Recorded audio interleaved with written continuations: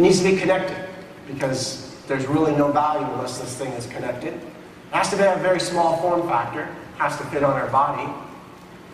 And more importantly, think about this. We all talk about the amount of data we're transferring over this internet today and the security of it. But imagine when these devices are with us 24/7. The amount of data and information and personal content that will be exchanged. Security becomes even more important. So I have an announcement today that I didn't read in any of the pre-press. So we were able to keep it quiet. We're announcing today the Quark family of silicon, Intel's smallest SoC ever.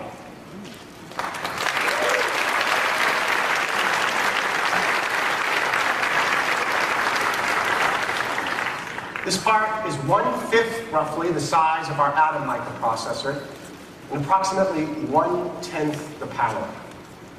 It is fully synthesizable with an open architecture and open ecosystem. It is designed for the Internet of Things. This is just an example of the silicon innovation that's going on inside of Intel. But again, that's not enough. Because if you're really going to do this, you have to understand the devices that you're going into. So Intel has already been starting work on reference designs. We have reference designs for industrial Internet of Things. These are boards designed to be on the edges of the network, out on the extreme environments, to connect machines back to the internet. These are reference designs ready to go to our developer community and actually out into industry already. Come with software, they will come with that open architecture and that open ecosystem.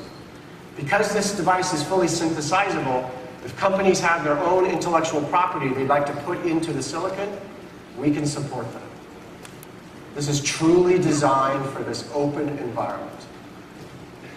But that's not enough. Because I said this is not only about industrial, I said it's about wearables. It's about people. And so yes, we have been working on wearables. No questions. We have wearables. These are reference designs.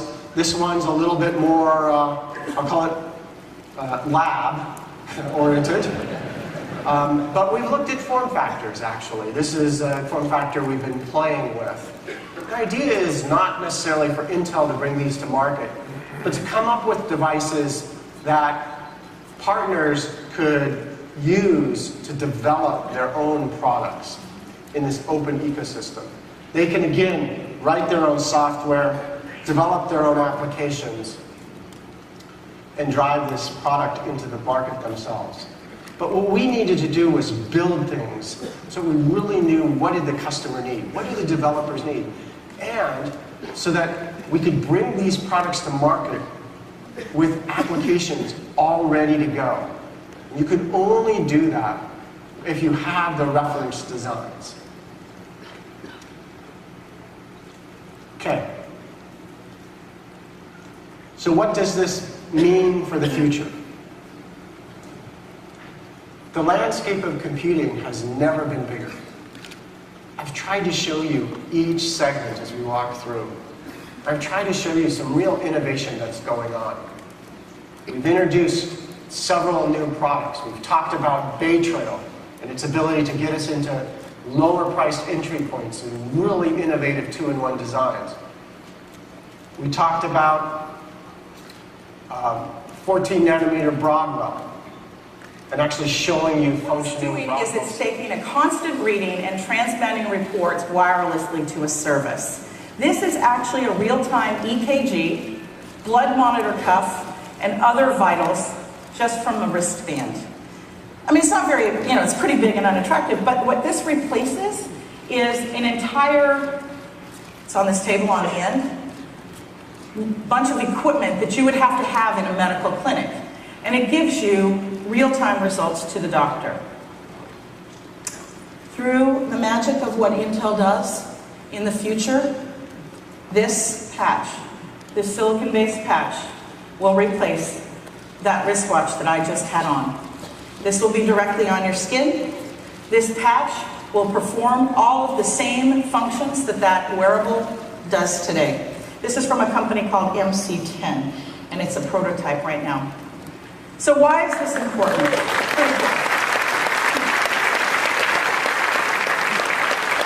Thanks. That little patch thing is like a Band-Aid. You just peel it off and stick it on. And so why is that important? Because it's a constant data stream that your doctor can see, that if something's wrong, it's immediate, it's up to date, and it's accurate. And it allows us to move into the most exciting phase of healthcare that I think is in this frontier for us. And that is moving into customized care. Care that's actually tailored to the things that are going on in your body. There are a tremendous number of other devices and other applications, injectables, ingestibles, that we've looked at. I didn't have time for all of them today, but all based on the fundamental, foundational building block of this industry, which is the silicon transistor.